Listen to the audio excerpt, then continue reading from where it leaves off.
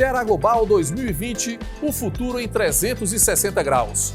Um evento que trata de comércio exterior, investimento estrangeiro e cooperação internacional. É uma promoção e realização de Câmara Setorial de Comércio Exterior e Investimentos Estrangeiros e Câmara de Comércio Brasil-Portugal no Ceará. Patrocínio de ADESE, AECIP, APSV Advogados, Assembleia Legislativa do Estado do Ceará, BF Fortship, Banco do Nordeste, Bugabu Studio, Café Santa Clara, FIEC, Quer, Sebrae Ceará, SP Combustíveis e Universidade de Fortaleza Unifor, Fundação Edson Queiroz. Copatrocínio de Secretaria de Turismo do Estado do Ceará. Apoio de Casa Azul Ventures, Elephant Coworking, Federação das Câmaras de Comércio Exterior, Instituto Brasil-África, Junta Comercial do Ceará, Mango Ventures, Observatório France, Trends CE, Vetor Marcas e Patentes, Winds for Future, apoio institucional de Apex Brasil, Fé Comércio Ceará e Complexo do PECEM, apoio tecnológico de Mob Telecom e Project TI, TAPE, organização de Prática Eventos e Move On, Mídia Partner, Grupo O Povo de Comunicação. Ceará Global 2020, o maior evento de negócios internacionais do Ceará. Nosso segundo dia de programações e o painel Made in Ceará. Nós já estamos aqui com os nossos palestrantes e mediador César Ribeiro, secretário de Relações Internacionais do Ceará, e os nossos painelistas Alexandre Negrão, CEO da Aeris Energy, Cláudio Bastos, CEO da Companhia Siderúrgica do PECEM, a CSP, e Luiz Eduardo Barcelos, CEO da Agrícola Famosa. Então aproveitem bem esse painel Made in Ceará no Ceará Global 2020. É um prazer muito grande a gente fazer esse bate-papo, não vou dizer nem painel, mas um grande bate-papo, né? Até porque são todos amigos, pessoas que têm a nossa admiração, que o Estado deve admiração e respeito por tudo que contribuem e se dedicam para o desenvolvimento do Ceará, né? Não só aqui, mas no cenário internacional. Esse painel faz parte da programação do Ceará Global 2020, que é um evento extremamente importante para o processo de internacionalização, não só para o conhecimento que as empresas de fora têm do Estado, como potencial Estado para receber investimentos, mas principalmente pela condição e pela abertura que tem de mostrar o cenário internacional para os empresários daqui e para as pessoas que têm interesse numa visão, num processo de introdução para esse mercado que é tão difícil, mas ao mesmo tempo desafiador e oportuno. Então eu queria fazer uma saudação, agradecer a todos da organização do Ceará Global nesse painel Made in Ceará e fazer uma breve apresentação desses 3 grandes profissionais, 3 grandes executivos, empresários que eu tenho a honra de mediar nesse painel, começando pelo Cláudio Bastos, um amigo, presidente da Companhia Siderúrgica do PECEM, formado, vamos fazer um briefing breve dos 3 para que todos tenham conhecimento.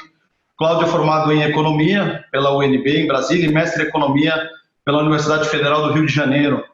Possui diversos treinamentos executivos de gestão, tem vasta experiência executiva na Comissão Econômica também para a América Latina e Caribe, no Ministério da Indústria e Comércio.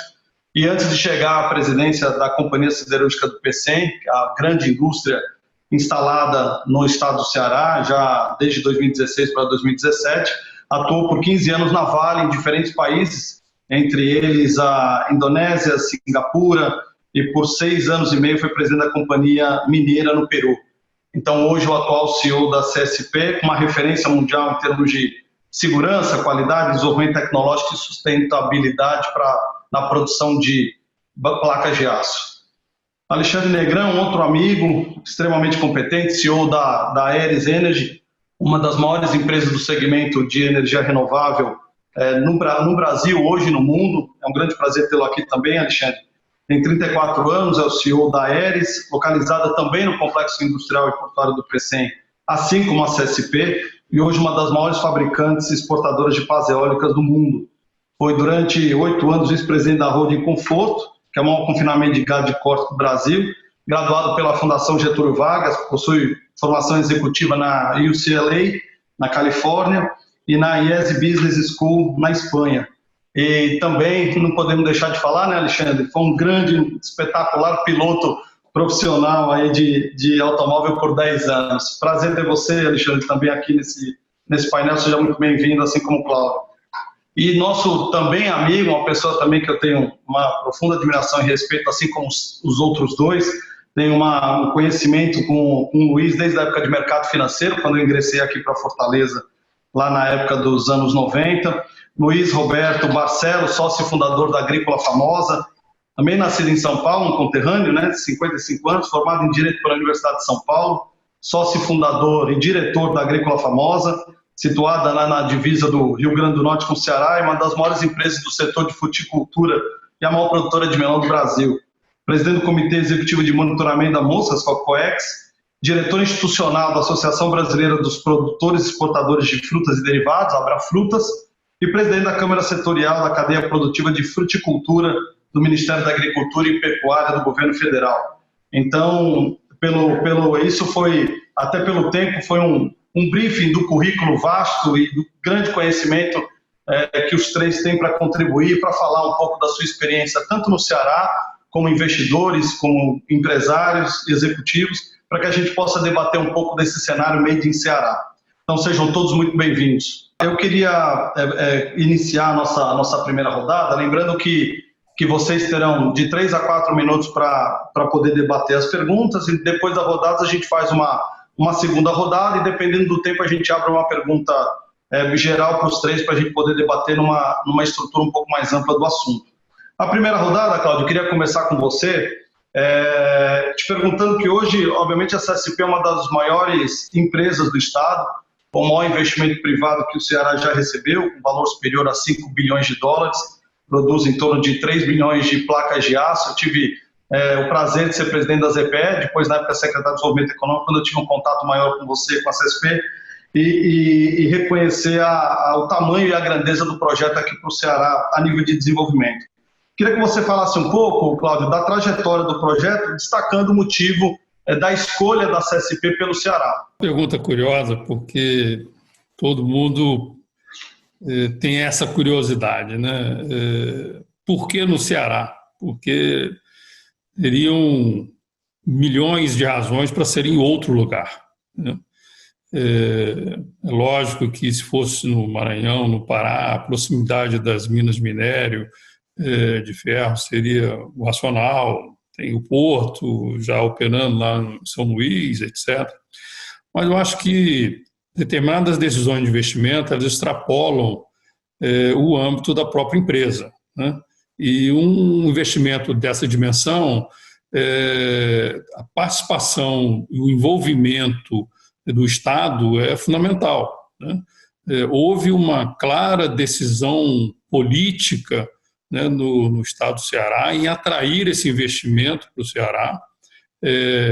Houve uma importantíssima continuidade dessa decisão, ou seja, mudaram-se os governadores, os políticos, os representantes do Estado no Congresso, e a prioridade se manteve, ninguém ficou com ciúme de ninguém, né? O projeto foi muito bem encaminhado por todos os governadores que conviveram com ele desde o início, né? Eu acho que esse foi um fator preponderante. Tem um fator adicional que eu sempre gosto de relatar, que é a questão do investimento que o Estado tem feito na educação, né? Quer dizer, nessa questão da educação, o Estado do Ceará tem sido um ponto fora da curva. E o mais importante é que as pessoas compraram, né, a população em geral comprou a ideia da educação como sendo o grande fator de revolução do Estado, né? E isso, obviamente, reflete na qualidade da mão de obra que nós encontramos aqui no Ceará. Temos gente desde a operação até gerentes gerais daqui da região, formados aqui, gerente geral formado no curso de metalurgia na Faculdade do Ceará, que é a única faculdade que tem curso de metalurgia fora do eixo aí sul-sudeste, né? Então, isso foi mais uma decisão também dos cearenses na direção de se conseguir esse investimento. Então, eu acho que esses são os fatores preponderantes. Eu acho que a decisão política de fazer junto, né, com a iniciativa privada um projeto dessa dimensão. O Estado investiu bastante na questão do porto, na questão da via de placas, vai ser uma via dedicada, uma estrada dedicada, ligando a CSP ao porto, assim como nos sistemas de descarregamento de minério de ferro e de carvão. Ou seja, o Estado ele teve a participação, ele foi um importante indutor na implantação da CSP. Eu acho que foi isso que conquistou a CSP para que os acionistas fizessem um investimento aqui no Estado. Só reforçando, Cláudio, as suas palavras, principalmente em relação à ideia, né, ao trabalho que o Estado vem fazendo, principalmente nessa questão da ambiência, mas muito em função de trazer parcerias de longo prazo. Né? A gente sabe quando você pensa num grande investimento, né, você como empresário, como executivo, você tem uma série de razões para colocar um investimento em determinado lugar. E você pensa nas situações de curto, médio e longo prazo. Então, o Estado trabalha muito e vem trabalhando muito nessa questão do relacionamento de longo prazo, né, da parceria naquilo que a empresa pode agregar e o Estado pode oferecer enquanto provedor de serviços de utilidade pública, né? Sim, mas politicamente o Estado está conseguindo fazer isso, ou seja, as forças políticas, né, elas têm conseguido ter uma visão de Estado, né, uma visão mais institucional, mais ampla e não simplesmente voltada ao seu grupo político, né? Quer dizer, tem uma visão de Estado que é determinante desse processo, que dá continuidade. Exatamente, você só tem relacionamento de longo prazo quando você tem as bases para ter continuidade no projeto. Processo de maturidade, né? Perfeito. Alexandre, emendando a fala do Cláudio, você também como um empresário que tem a sua base lá no Complexo Industrial e Portuário do Pecém, e a gente sabe que o desenvolvimento industrial do Estado, né, quer dizer, toda a capacidade de vazão exportadora no processo de uma logística integrada passa pelo complexo. Vocês estão lá desde 2010 e é uma importante peça da cadeia produtiva de energia renovável. Como é que você destaca, Alexandre, eu queria te perguntar, dentro do complexo do Pecém, a questão logística e geográfica da Aeris no CIP para o desenvolvimento do seu negócio? Boa tarde a todos, Cláudio, Luiz, um prazer estar aqui com vocês novamente. De fato, eu acho que o Porto ele tem uma posição muito estratégica, não é à toa que a gente veio do interior de São Paulo para investir no Ceará. O Porto, ele, além de ele ter as condições de nos atender muito bem, né? Hoje o Finger ele tem o tamanho adequado. A gente é um porto especial porque a gente consegue entrar com o caminhão até ficar bem próximo do navio. Isso a gente consegue economizar um handling, né? A gente consegue levar a pá do caminhão direto para o navio. E quem mexe com a área portuária sabe que isso é extremamente benéfico, porque qualquer handling custa e também é perigoso, né? A pá, ela é um produto, apesar de ser um produto de 70 metros, que a gente está fazendo hoje uma pá de 74 metros, ela é um produto muito sensível. Então, a pá, de fato, o Porto, de fato, nos atende muito bem nesse sentido. O outro benefício que a gente vê muito grande aqui no Porto é a questão, obviamente, da localização. A gente está muito perto dos Estados Unidos e muito perto da Europa. Então, a gente importa hoje muita matéria-prima da Europa e a gente exporta muita pá para os Estados Unidos, né? E isso nos deixa muito competitivo. Hoje a gente consegue competir com pá chinesa tranquilamente. Um dos motivos que a gente consegue competir é por causa da localização. O fato da gente estar muito próximo, né? A gente entra muitas vezes ali pelo rio Mississippi, no Porto de Houston, então isso nos deixa com uma competitividade muito grande. Então, o Porto ele nos atende muito bem nessa questão de exportação da pá, na questão da importação da matéria-prima. A Aeris está localizada a 17 quilômetros do porto, então ela é extremamente estratégica, né? Como vocês sabem aqui, é uma estrada única, não tem cruzamento, não tem sinal, não passa dentro de nenhuma cidade, então é uma área puramente industrial, o que auxilia muito também para o transporte das pás. Então, eu digo que a gente tem o melhor vento do mundo aqui no Ceará, e também a gente tem uma vantagem de uma logística muito, muito grande, né? Hoje, a Aeris, ela, além dela mandar pá para o Brasil inteiro, a gente está num raio aí de 1.000 quilômetros do maior potencial eólico do Brasil, né? E aí você pega Ceará, Rio Grande do Norte, Bahia, ali são os maiores estados, e aí a gente também está muito próximo do porto, o que nos ajuda muito na exportação da pá. Como você bem disse, essa condição do Estado como um Estado produtor, né, vamos colocar assim, natural de ventos, com uma capacidade de geração de energia via vento muito grande, e a condição que você tem estratégica tanto para o mercado local, né, nos parques, quanto propriamente para o mercado internacional. Então, acho que está muito bem posicionada, né? Muito, muito bem posicionada. A Aeris hoje ela é muito competitiva, né? Hoje a Aeris, nem nos nossos sonhos a gente imaginava que a Aeris ia crescer tanto. A gente está completando 10 anos de vida esse mês de agosto.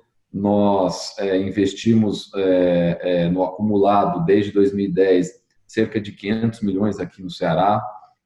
Temos uma previsão de investimento bem grande para o futuro. Como o Cláudio falou, a mão de obra foi uma surpresa muito positiva que a gente teve aqui, muito bem treinada, muito dedicada, com uma escolaridade muito boa. A gente calcula que cerca de 30% de toda a mão de obra que já passou na Aeris, ela teve sua primeira oportunidade aqui na Aeris, então a Aeris também ajudou a desenvolver uma grande mão de obra para o Estado. Hoje nós estamos batendo quase 5.000 funcionários e mais de 10.000 funcionários já passaram pela Aeris. Então, de fato, a posição ela é muito estratégica por conta do Nordeste, né? E, obviamente, o Ceará, eu posso afirmar com segurança que a gente acertou na mosca aí de ter escolhido vir para o Ceará e não para outro estado. E é muito bom para o Estado nesse processo de internacionalização, né, no trabalho que a gente vem fazendo junto com o governador, Camilo Santana, com o Estado de uma maneira geral, esse processo de ambiente de internacionalização, você mostrar grandes players instalados no Ceará, né, com grandes selos de qualidade, de eficiência, de peso dentro do seu negócio, como vocês, como a CESP, isso é muito importante para o Estado, porque mostra que, independente das lições de casa que devem ser feitas todos os dias e os desafios enquanto poder público, mas que o Estado vem fazendo a sua lição de casa da melhor maneira possível e recebendo grandes investimentos como o de vocês também. Muito bom. Parabéns. Luiz, vamos mudar um pouquinho, né, a prosa da indústria e vamos para o agronegócio, né? Eu sempre falo que nesse sucesso que o agronegócio, em que pesa as dificuldades de chão e temperatura, né, condições climáticas que o Estado tem, eu acho que o Estado sempre teve muito sucesso na sua condução e na produção do agronegócio. Isso passa muito pela mão de você, Luiz, pela sua, principalmente porque eu já lhe conheço há algum tempo e sei que você realmente você literalmente pega o agronegócio do Ceará, bota embaixo do braço, vai correr atrás no mundo, promovendo, divulgando e realmente colocando as dificuldades para que a gente sempre acabe melhorando e fazendo realmente o agronegócio como um grande vetor de crescimento. Então, eu acompanho você há algum tempo. Pelo que eu estou vendo aqui, nossos grandes painelistas quase todos são de São Paulo, né? Cláudio, você é de São Paulo ou não? Não, eu sou do Rio. Então nós temos três paulistas. Eu me permita cearense porque já recebi o título de cidadão. Então eu vou falar que é um cearense, 2 paulistas aí, um carioca, contribuindo aí, lutando para que o Estado se desenvolva cada vez mais. Nosso Ceará que a gente ama. Luiz, boa tarde, amigo. Eu queria te perguntar o seguinte, você que está produzindo aqui no Estado, no semiárido, desde 1995, se não me engano, A gente sabe que a tua produção fica uma parte no Ceará e outra parte no Rio Grande do Norte. E hoje a Agrícola se tornou a maior exportadora de frutas frescas do Brasil e é uma das maiores produtoras de melão no mundo. Queria que você falasse um pouco, né, dentro do nosso contexto Made in Ceará, quais são os desafios de você produzir num semiárido como o nosso e exportar grande parte da sua produção pelo Porto do Pecém aqui no Ceará. Queria que você falasse um pouquinho para a gente. Boa tarde. Estou muito contente de estar sendo aqui moderado num painel como você. Boa tarde aos demais colegas aqui, também de altíssimo nível, né? O Cláudio e o Alexandre Negrão, que eu conheci ontem na nossa missão lá em Brasília. Realmente é um desafio, mas ao mesmo tempo, César, a gente só está aqui nessa região do semiárido nordestino por causa exatamente das condições climáticas e geográficas que dão uma competitividade muito grande para nós, né? O nosso produto básico é o melão e a melancia, que é voltado para a exportação, principalmente para a Europa, no inverno, quando eles não têm condição de produzir, e temos ampliado esse mercado, estamos conseguindo agora chegar até o Oriente Médio, estamos começando com muita dificuldade ali no mercado americano, que tem uma sobretaxa de 28% do melão brasileiro, então isso dificulta muito, mas tem algumas janelas que está conseguindo pegar. E agora, recentemente, a abertura do mercado asiático, ainda nós não estamos explorando, mas estamos começando a nos prepararmos para atender lá também. Então, assim, essa vantagem de estar próximo de países como a Europa e Estados Unidos, e tendo um produto fresco como é o nosso, que você tem que vai praticamente da mesa, do campo à mesa, sem passar por um processamento, esse curto transit time é muito importante, né? Então, a gente tem que estar num lugar muito próximo. E outra vantagem é que as nossas unidades de produção estão próximas de portos, como é o caso do Porto de Natal e Mucuripe, que já existiam quando nós viemos para cá, e agora, mais recentemente, o Porto do Pecém, que foi construído depois que já estava aqui. Mas durante muitos anos, os nossos debatedores aqui não estavam aqui na época, o Porto do Pecém teve como carro-chefe a exportação de frutas, né? Praticamente, quando ele foi inaugurado, não tinha muitos outros produtos, né? E a nossa participação aqui no estado favoreceu a vinda de muitas linhas de navegação, muitos armadores vieram por conta dos nossos volumes. Então, a gente hoje exporta aí na época da safra com cerca de 300 contêineres semanais. Então, assim, eu te pego 100 contêineres e fecho um contrato com o armador, eu viabilizo a atracação dele aqui no Porto de Pecém com 100 contêineres, porque ele já fez o laço do navio dele. E aí, com isso, ajuda a exportação de outros produtos aqui do estado, que às vezes com volumes menores não conseguiriam fazer isso. Então a gente consegue aí ter 2, 3 companhias de navegação aqui, muitas atendidas pelo Porto de Pecém, que é o porto hoje muito mais estruturado, e um pouco pelo Porto de Natal e de Mucuripe também. Então essas são as condições que nos trouxe para cá. Então, ao mesmo tempo que a seca ela é um problema, vamos dizer assim, para muitos setores, para nós ele é um aliado, porque o melão não gosta de chuva. Quando chove, ele estraga, né? Então, nós estamos aqui explorando as condições naturais do semiárido brasileiro. Não adianta a gente querer mudar isso, nós vamos ter que conviver com isso, né? Nós não vamos conseguir mudar essa natureza. E, para nossa sorte, essa insolação, essa proximidade com o porto, tudo isso a gente não consegue mudar. A Europa não vai conseguir fazer que o inverno dela vire verão. Ela não vai conseguir, ela sempre vai ter que comprar melão da gente. E o que a gente tem que cada vez mais, é isso que a gente tem batalhado muito aqui, e ontem foi conversado muito isso lá em Brasília, e ouvimos de que é uma das metas do presidente Bolsonaro, do atual governo, assim, trazer uma segurança hídrica para o semiárido brasileiro. Se ele não tiver uma transposição de um rio, de uma bacia hidrográfica que traga água de fora para essa região, nós não vamos ter como produzir. A matemática é simples, é fácil de entender. Nós temos chuvas na média de 600 milímetros e nós temos uma evapotranspiração de 2.000 milímetros, 3 vezes mais do que chove. Então, se a gente não tiver água de fora, a gente não consegue produzir. Hoje nós usamos um aquífero subterrâneo, que é muito bom e nos dá essa condição, mas para pensar em expandir e sair do melão para culturas perenes que você irriga o ano inteiro, nós temos que ter uma segurança hídrica maior. E o estado do Ceará tem investido nisso, tem feito obras como Castanhão, Cinturão das Águas, vários distritos de irrigação que estão aqui dentro do estado, ele está se preparando para isso. Agora, o que realmente nós dependemos do governo federal é trazer água de fora para que a gente tenha essa segurança de continuar produzindo. E a capacidade do setor de se reinventar sempre, né? Eu acompanho um pouco o agronegócio, eu acho que, além de vários setores, né? Eu acho que o Brasil aprendeu muito com o agronegócio, né? É uma área, é um setor bem trabalhado, com mão de obra qualificada, com capacidade de investimento muito grande, condições de obtenção de financiamento atrativas, um desenvolvimento tecnológico, né, de inovação dentro dos plantios muito fortes. Então, eu acho que é um setor que realmente tem que ser olhado como um case, porque o Brasil realmente, além da capacidade produtiva, mas fez o seu dever de casa, né, se reinventou, e hoje você vê grandes países que não conseguem produzir a sua demanda, né, então tem que recorrer ao nosso país, e a gente fica muito feliz com isso, que o Estado também participe desse movimento através de vocês lá na Agrícola. Muito bom. Parabéns. Cláudio, mesmo no período da pandemia, lá na CSP, a companhia continua bastante ativa no mercado internacional. Qual é a tua visão e como é que você está vendo essas mudanças, principalmente no seu setor, visto esse novo momento da pandemia e essas mudanças no mercado global e principalmente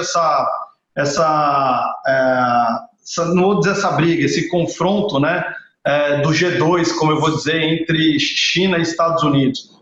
Você tem alguma preocupação ou isso pode gerar algum tipo de oportunidade para você?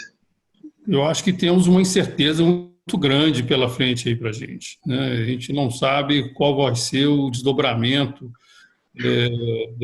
desse mau relacionamento que tem sido implementado principalmente pelo governo americano, né? O chinês está um pouco mais reativo, mas isso está criando uma turbulência muito grande no mercado e a gente não tem ainda condições de visualizar o que vai acontecer no final do dia, né? No caso específico nosso, esse período agora, a China tem aumentado muito a demanda, mas eu acho que é uma questão circunstancial do mercado de aço, né? Os Estados Unidos está com uma reação muito forte, inclusive querendo impor tarifação na importação do aço brasileiro, né? Além do regime de cota que existe hoje, ou seja, ou eventualmente substituir o regime de cota por um regime de tarifação, que diminuirá muito a nossa capacidade de competição dentro do mercado americano, e a Europa está parada, né? Eu não sei como é que isso vai se desdobrar. Eu acho que ninguém deve ter essa bola de cristal, né? Qual vai ser o impacto final dessa reação. Aparentemente deve aumentar isso, a gente já começa a perceber algum nível de proteção no mercado, ou seja, o que pode levar a uma diminuição da abertura dos mercados, né? Eu acho que isso daí vai ser um desafio muito grande. Eu acho que vai exigir um envolvimento muito forte da diplomacia brasileira, né, que tem que estar atenta a essas questões comerciais, né? O próprio aço do Brasil, por exemplo, a imposição de cota que o mercado americano fez ao aço brasileiro é uma coisa que não passou pela Organização Mundial do Comércio, né? Quer dizer, foi uma decisão unilateral do governo americano, centrado no interesse local, e a justificativa era a segurança nacional, uma coisa assim que ninguém consegue racionalizar isso, né, no mundo de hoje. Então, eu vejo assim, com um grau de incerteza muito grande que vai trazer para o mercado, e vai ser fundamental a participação da diplomacia brasileira para tentar dirimir ou pelo menos mitigar um pouco esse risco aí de isolamento, vamos chamar assim, entre os mercados. A gente fez um trabalho há pouco tempo aqui na secretaria, principalmente em tentar radiografar algumas situações de mercado, né, do que vai acontecer pós-pandemia, e a gente vai muito na linha do que você falou. A gente precisa acompanhar como é que vai gravitar essa questão das duas potências, né, como é que vai ficar a questão comercial. Inevitavelmente a gente vai ver um processo de descentralização, né, em que as grandes economias vão ter uma capacidade de reação um pouco mais rápida do que as em desenvolvimento, claramente a gente percebe isso. a gente percebe uma tentativa, justamente você botou a OMC, um enfraquecimento da OMC, né, na questão dos acordos multilaterais, uma tendência muito mais para acordos bilaterais. Então, eu acho que vai mudar muito, eu não sei se vai mudar ou vai acelerar alguns processos de mercado que a gente já imaginava acontecer, mas no meio dessa pandemia a questão vai ficar um pouco mais acelerada, né? Eu não sei, eu acho que talvez vai reverter o que estava acontecendo, né, César? O mundo estava partindo para um mercado muito mais liberado, né? E parece que isso está sendo uma reação ao contrário, né, dessa liberação. Então, vai acelerar, o processo vai acelerar, eu acho que a pandemia vai ajudar a acelerar esse processo, né?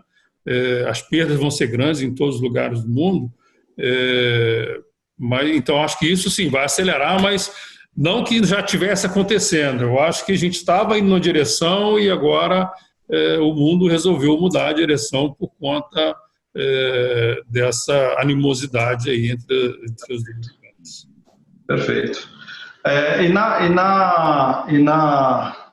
contramão, né, de todo esse processo da pandemia, a gente vê na Aeris, né, Alexandre, como você bem disse, uma questão de uma capacidade de investimento e de aposta muito grande em cima do nosso mercado e principalmente do mercado internacional, das suas instalações aqui, né? A gente sabe que a Aeris acaba de adquirir as instalações da Volvo e na contramão de algumas outras empresas está contratando mesmo nesse período.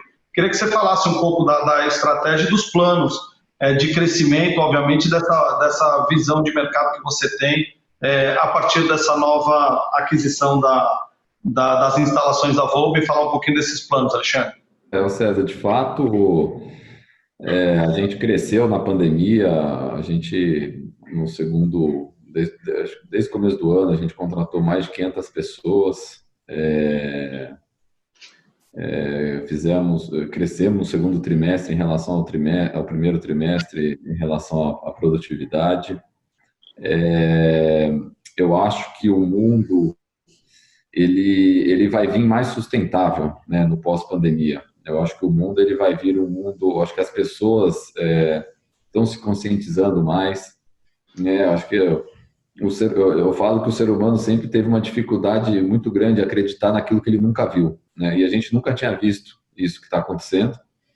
E quando a gente falava, a gente do setor, né, falava de aquecimento global, do mar, né, subir, elevar 1 metro, 2 metros, as pessoas pouco acreditavam. Eu acho que hoje as pessoas elas estão vindo mais conscientes, as empresas estão ficando muito conscientes, então a gente vê um movimento agora bem amplo, né, não só das empresas, como também dos governos, em realmente compactuar com a questão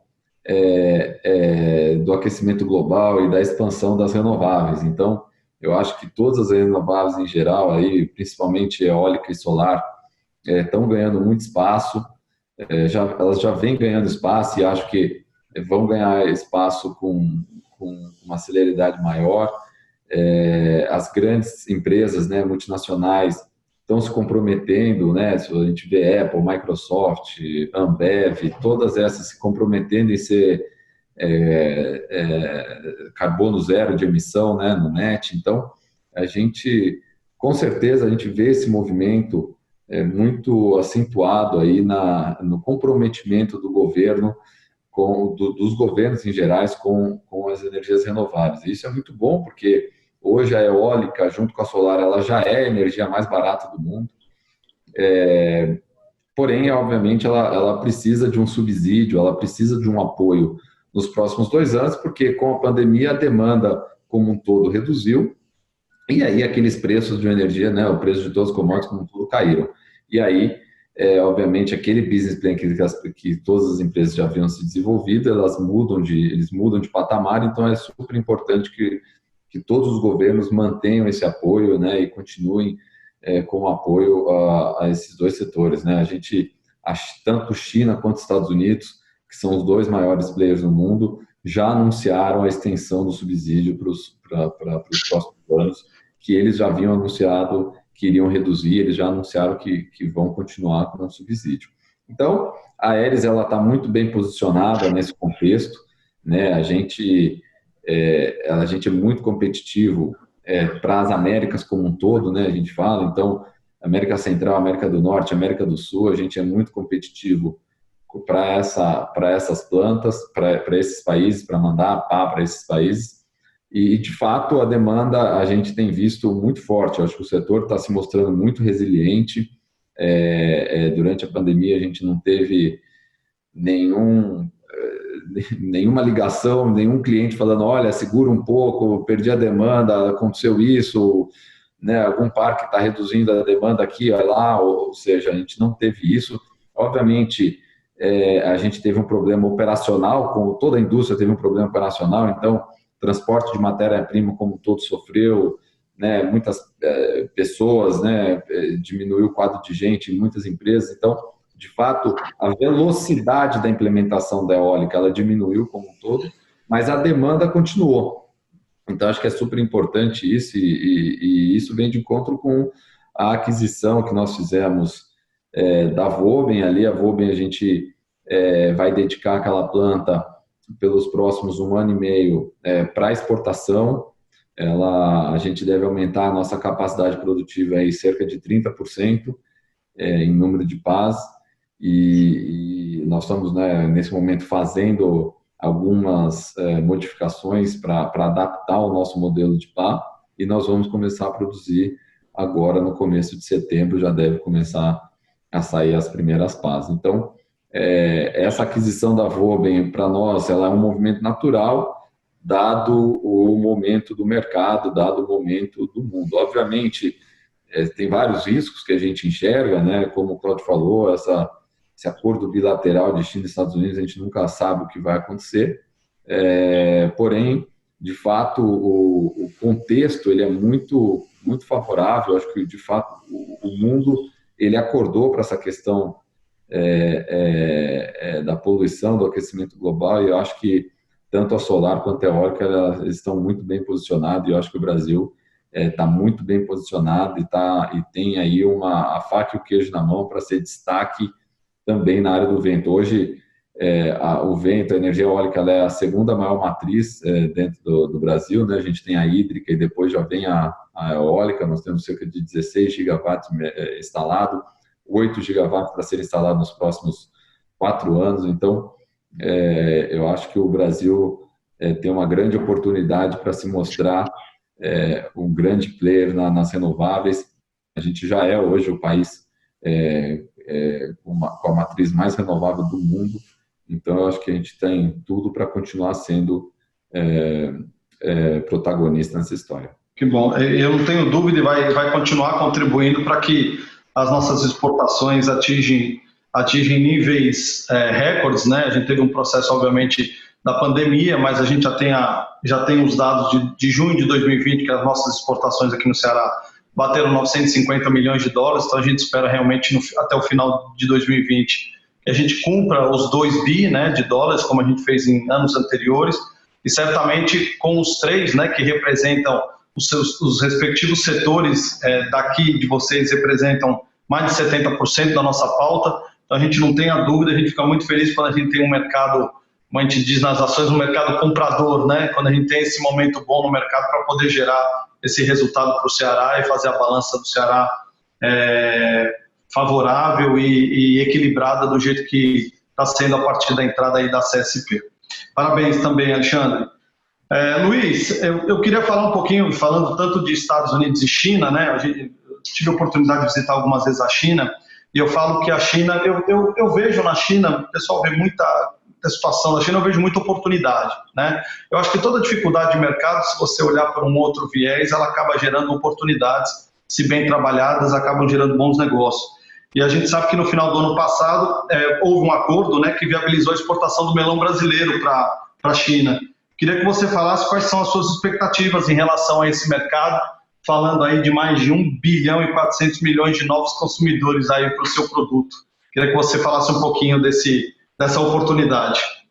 Depois de 7 anos, César, brigando lá em Brasília para tentar abrir esse mercado, porque depende muito do governo, de ações do Ministério da Agricultura junto ao Ministério correspondente na China, a gente conseguiu finalizar a análise de risco que é um processo que tem que ser feito na exportação de frutas frescas. Estabelecemos um protocolo e esse protocolo foi publicado em janeiro deste ano.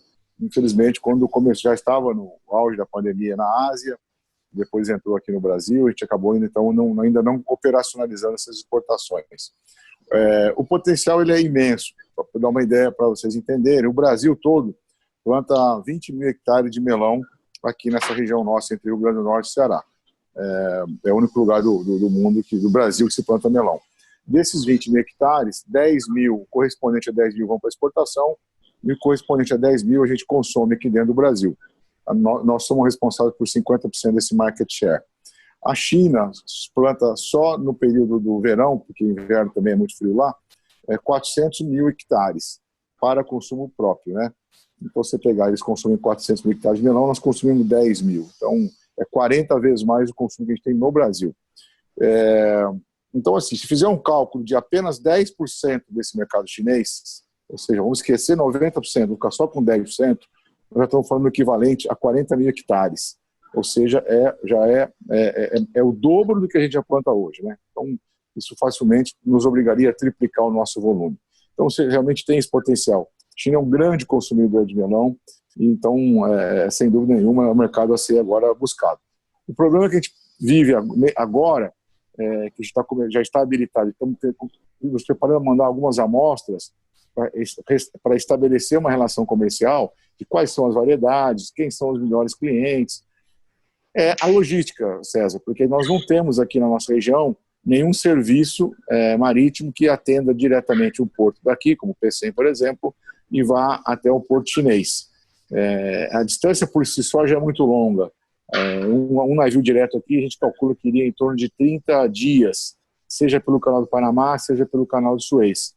Mas a gente não tem. Então, nós temos hoje, o que viabiliza é ter que mandar para Santos, ou ter que mandar para Algeciras, no sul da Espanha, com outro país, para fazer um transbordo, e isso acaba estendendo o nosso transit time para mais de 40 dias, o que é muito para o melão. O melão não suporta uma viagem dessa.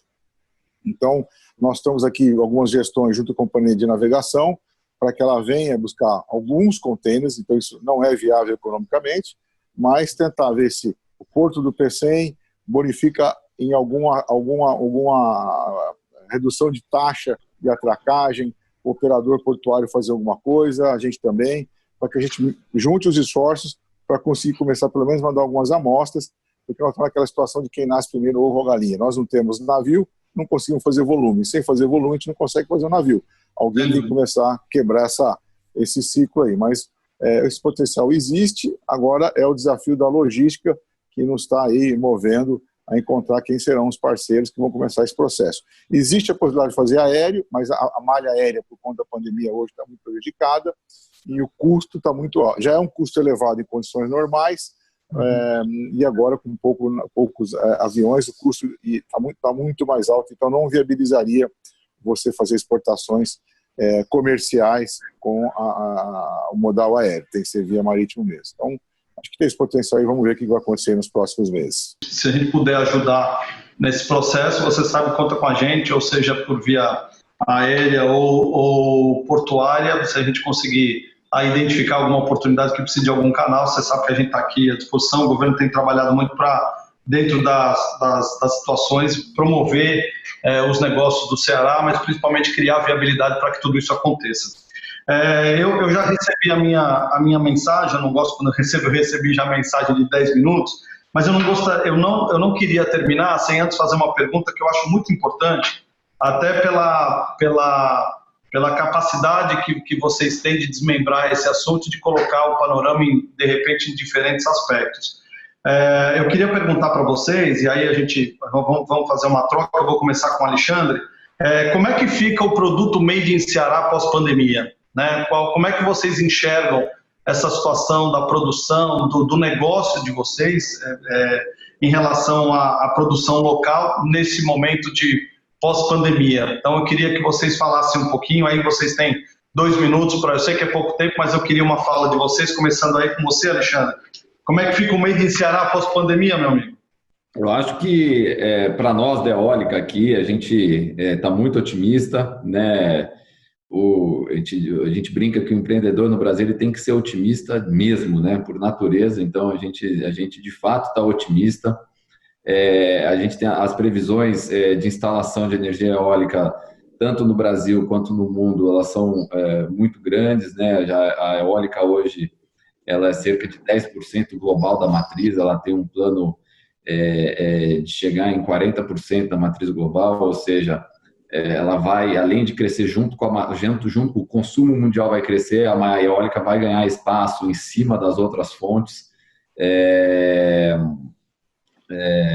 E o mundo ele tá partindo para essa questão de eletrificação, né? A gente vê veículos elétricos, ônibus, o mundo ele está ficando mais elétrico, vamos dizer assim, né? Está eletrificando e a matriz está mudando. Então, eu acho que a Aeris ela está muito bem posicionada para atender esse mercado, está muito bem posicionada para crescer junto com o mercado. A gente,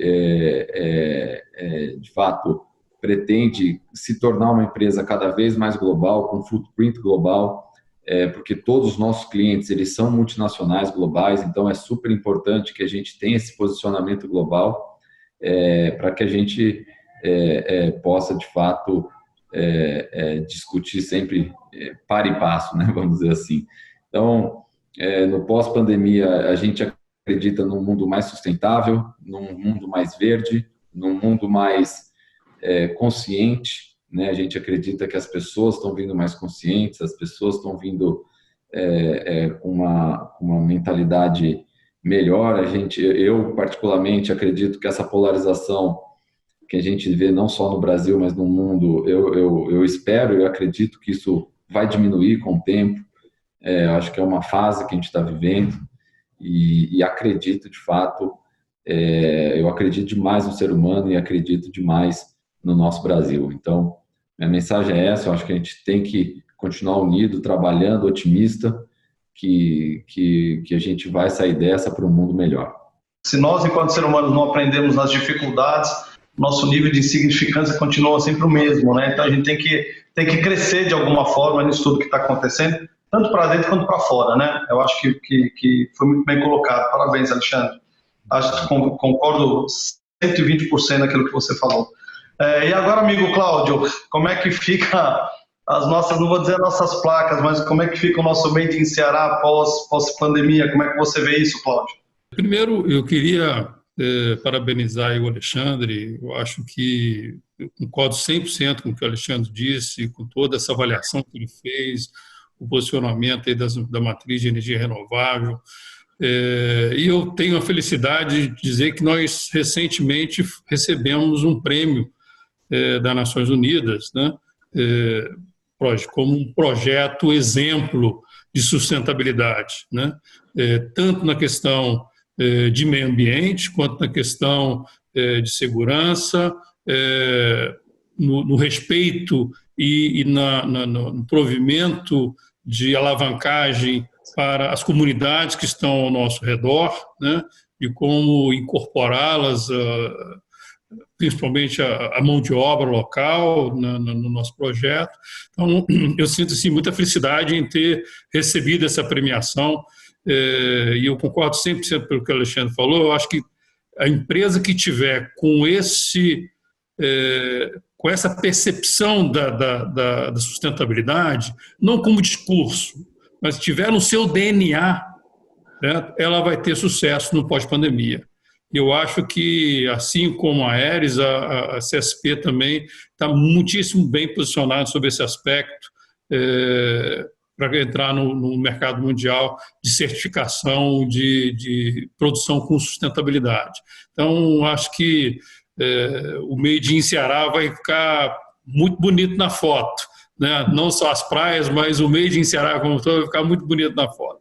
Eu concordo, Cláudio, e estava falando que os níveis de compliance cada vez mais estruturados, rigorosos, isso ajuda bastante, né, no desenvolvimento e na metodologia das empresas. Hoje você tem até fundos de investimento com portfólio vinculado a movimentos de sustentabilidade. Então, eu acho que não é uma tendência, eu acho que é um movimento sem volta, né? A empresa que soubesse estruturar e identificar nisso uma boa oportunidade, tanto para para o seu movimento operacional, mas principalmente mostrar isso e divulgar isso de uma maneira inteligente, estratégica, sustentável, só tem a crescer e só tem a obter grandes resultados. Concordo. Só para compartilhar alguns segundos aí com o que o Alexandre falou, no nosso caso, Alexandre, nós por exemplo, nós reprocessamos 99% da água que a gente consome, certo? Então, quer dizer, numa situação de hídrica como é a do Ceará, quer dizer, eu acho que isso é fundamental na sustentabilidade da companhia, né? Quer dizer, nós gastamos mais de 1,5 bilhão com investimentos na área de meio ambiente.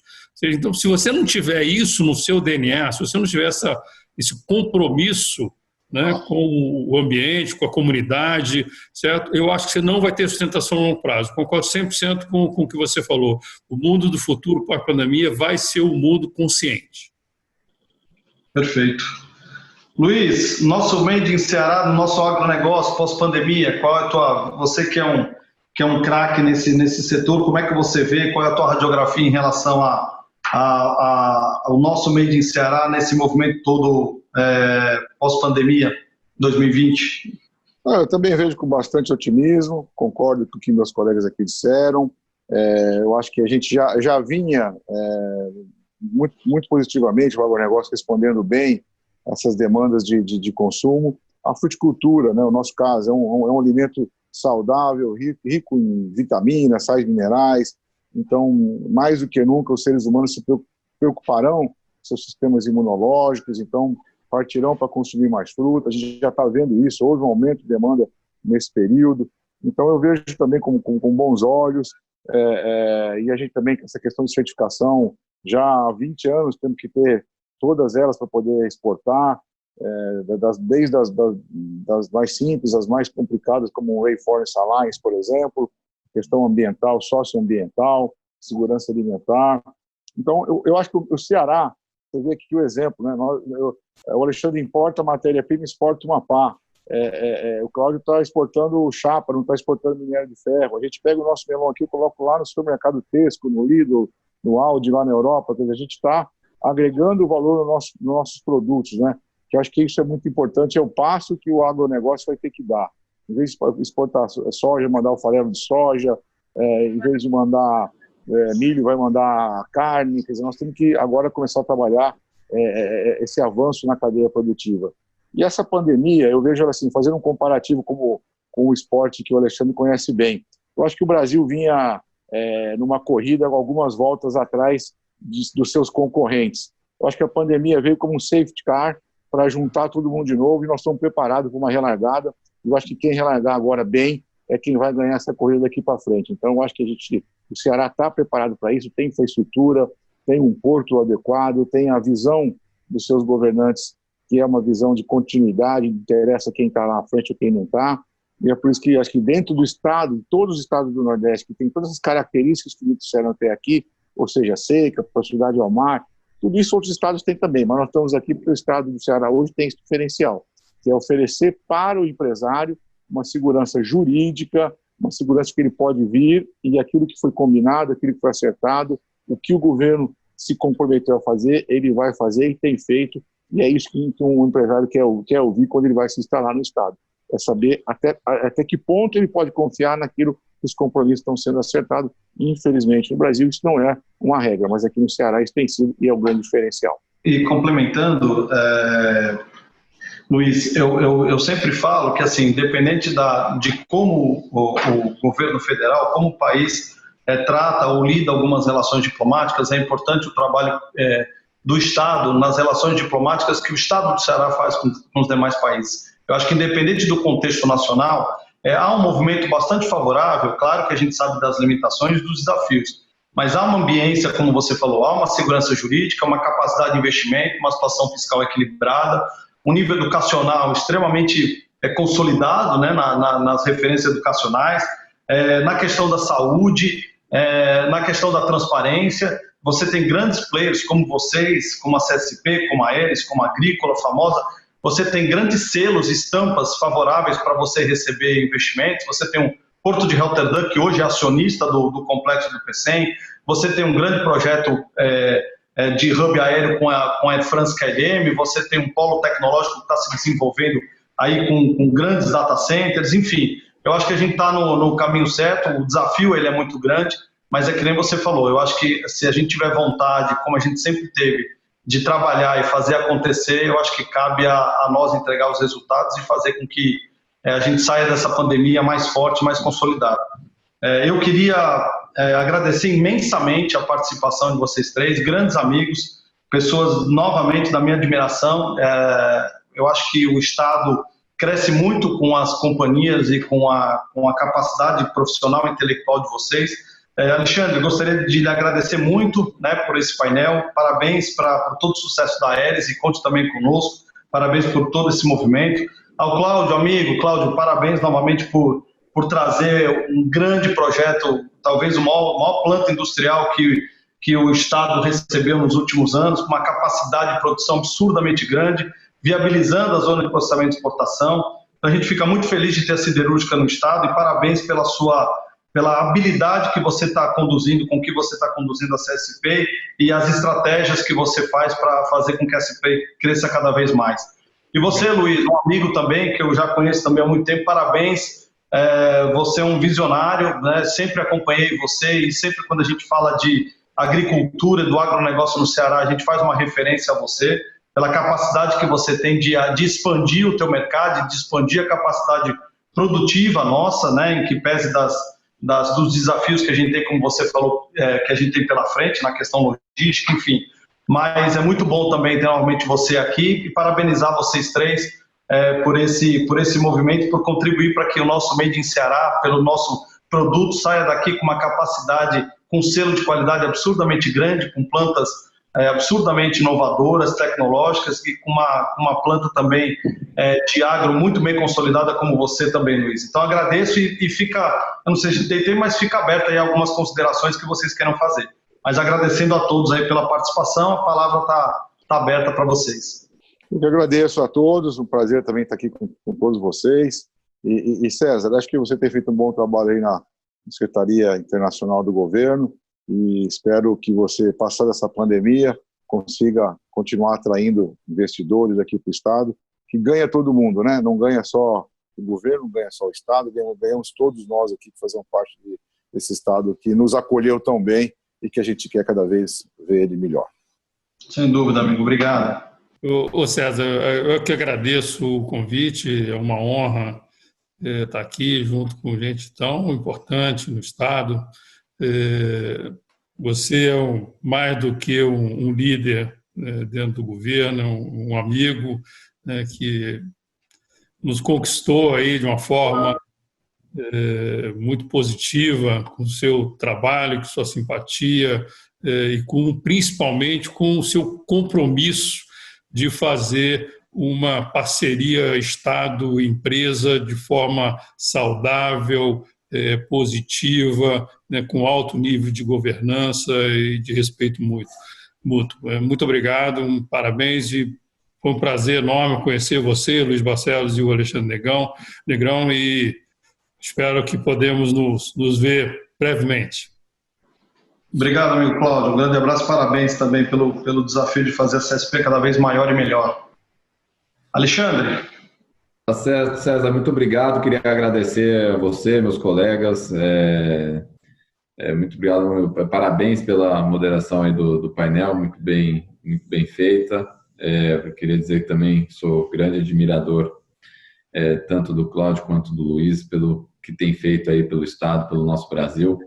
E dizer só uma curiosidade, foi por conta do automobilismo que eu vim parar aqui no Ceará. Ele foi um grande impulsionador. Eu tenho um amigo meu que também corria de carro comigo há 10 anos atrás e ele, eu estava conversando com ele numa corrida em Ribeirão Preto, sua terra, Luiz, por um acaso.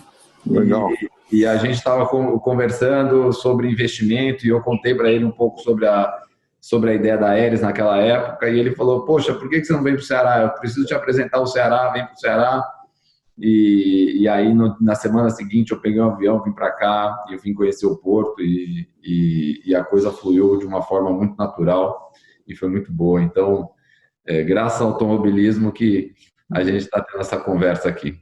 Que bom, muito bom, muito Legal. bom. Ribeirão, ótimo. Valeu, Alexandre. Obrigado aí pela sua participação. Obrigado a todos. A gente fica muito feliz em contribuir com esse painel. Repito, Ceará Global é um grande movimento, uma grande oportunidade para que as pessoas tenham um contato, uma proximidade maior com as expectativas das relações internacionais, com o que o Estado está fazendo, as oportunidades de fora também para cá. Então, queria agradecer a todos que fazem o Ceará Global, nesse ano 2020, a gente fazendo virtual, mas agradecer também a participação, ao convite de moderar um painel tão importante com pessoas tão queridas como vocês três. Muito obrigado a todos, uma boa tarde e seguimos em frente. Um abraço a todos. Um abraço. Obrigado, gente. Um abraço a todos. Abraço.